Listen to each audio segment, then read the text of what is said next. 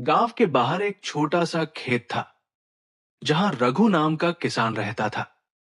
रघु मेहनती था, लेकिन उसकी एक बुरी आदत थी, लालच। वो अपने छोटे खेत से संतुष्ट नहीं था और हमेशा सोचता रहता था कि उसका खेत बड़ा हो और ज्यादा फसल हो ताकि वो अमीर बन सके। एक दिन गांव में एक साधु आया। साधु ने गांव वालों को प्रवचन दिया कि सच्चाई और ईमानदारी से जो भी कमाया जाता है वही असली धन है। लेकिन रघु का ध्यान साधु के पोटली पर था, जिसमें कुछ चमत्कारी बीज थे। साधु ने कहा, ये बीज बहुत खास है। इन्हें जिस भी जमीन में बोया जाएगा वहां चमत्कार होगा। लेकिन ध्यान रखना, इन बीजों का इस्तेमाल सच्चे दिल से करना।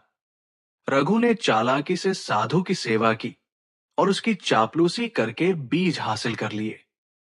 लेकिन उसके मन में सच्चाई की जगह लालच भरा हुआ था। रघु ने बीज अपनी जमीन पर बो दिए। कुछ ही दिनों में वहां ऐसी फसल उगी जिसे देखकर पूरा गांव हैरान रह गया। फसल इतनी ज्यादा और अनोखी थी कि लोग दूर दूर से इसे देखने आने लगे। गांव वाले रघु की तारीफ करने लगे। लेकिन रघु को और लालच हो गया। उसने सोचा, अगर ये फसल मेरी छोटी जमीन पर उग सकती है, तो अगर मेरे पास और जमीन हो तो मैं राजा बन जाऊंगा। रघु ने पड़ोसी किसानों से उनकी जमीन खरीदने की कोशिश शुरू कर दी, लेकिन किसी ने अपनी जमीन बेचने से मना कर दिया। तब रघु ने चालाकी से उनकी जमीन हथियाने के लिए झूठी कहानियां फैलानी शुरू कर दी।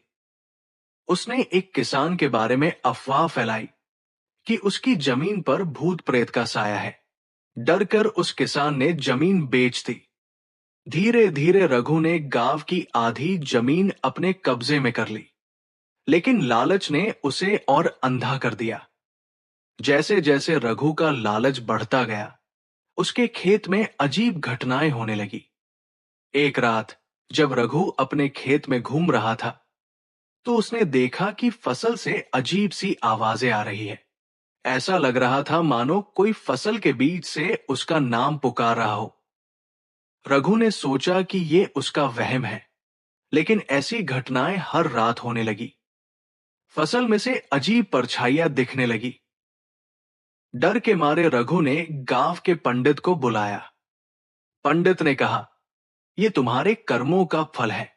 तुमने जमीन हड़पने के लिए झूठ और फरेब का सहारा लिया।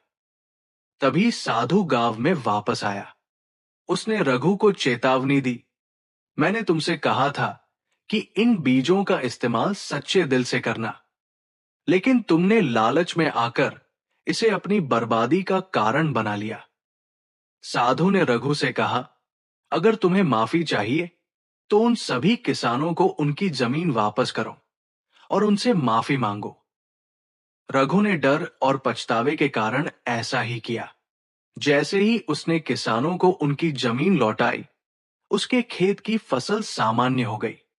लेकिन अब रघु को एक सीख मिल चुकी थी, लालच का फल हमेशा बुरा होता है। रघु ने अपनी गलती से सबक लिया और ईमानदारी से मेहनत करने लगा। गांव के लोग भी खुश हो गए।